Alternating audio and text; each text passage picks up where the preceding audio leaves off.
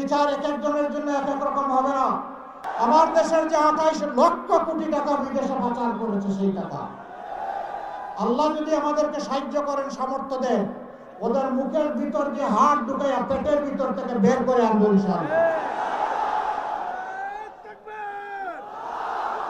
এবং সেই টাকা রাষ্ট্রীয় কোষাগারে জমা হবে ইনসাফের ভিত্তিতে।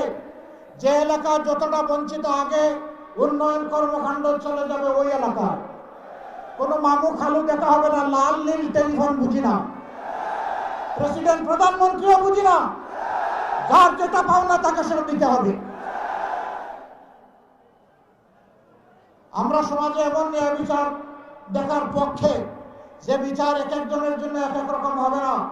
একজন সাধারণ মানুষ কোনো নির্দিষ্ট অপরাধ করলে তার বিচারে যে শাস্তি হবে, দেশের প্রধানমন্ত্রী কিংবা রাষ্ট্রপতি যদি সেই একই অপরাধ করেন, তাদেরকেও ছাড় দিয়ে কথা বলা হবে না।